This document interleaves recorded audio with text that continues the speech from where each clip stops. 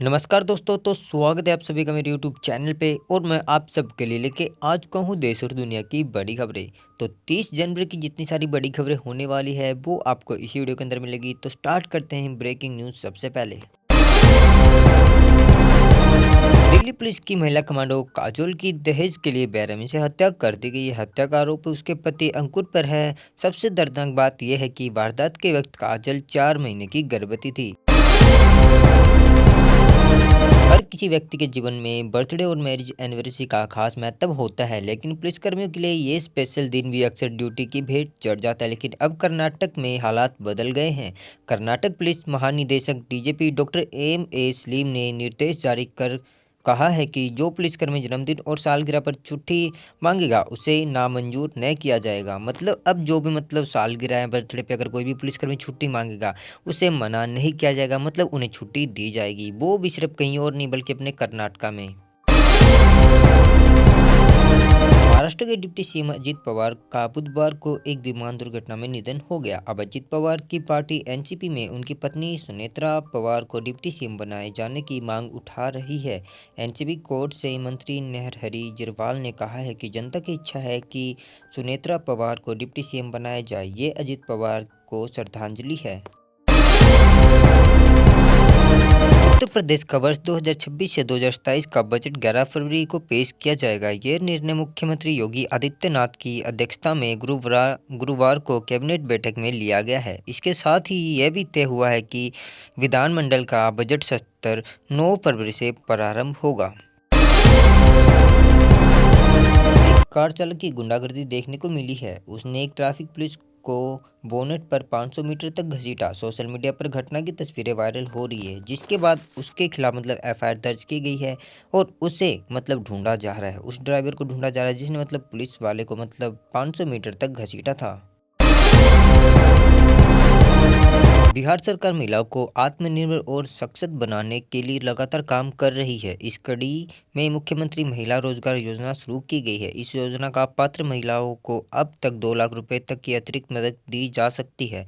अब तक 1.56 करोड़ महिलाओं को 10,000 रुपये की पहली किस्त दी गई है, लेकिन इन सभी महिलाओं को 2 लाख रुपए नहीं मिलेंगे। सिर्फ उन्हीं महिलाओं को अतिरिक्त राशि दी जाएगी जिनका रोजगार सही चल रहा है। अगर किसी को रोजगार सही दिशा में है तो उसे एक साथ 2 लाख रुपए की मदद भी दी जा सकती है। हालांकि अधिकतर महिलाओं को 2 लाख रुपए की अतिरिक्त राशि किस्तों में मिलेगी।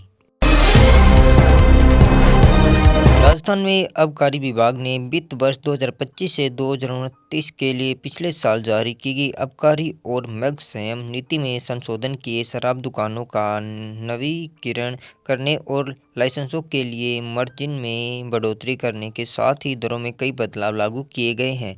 वही नीति के तहत राजस्थान में शराब की दुकानें खुलने का समय में बदलाव किया जा सकता है। नए आबकारी संशोधन में आबकारी आयुक्त को दुकानों का समय बढ़ाने की पावर दी गई है। माना जा रहा है कि राजस्थान में शराब की दुकानें खुलने का समय रात 10 बजे तक किया जा सकता है। वित्त सचिव राजस्व कुमार पाल गौतम ने आबकारी नीति में संशोधनों पर मुहर लगाई है।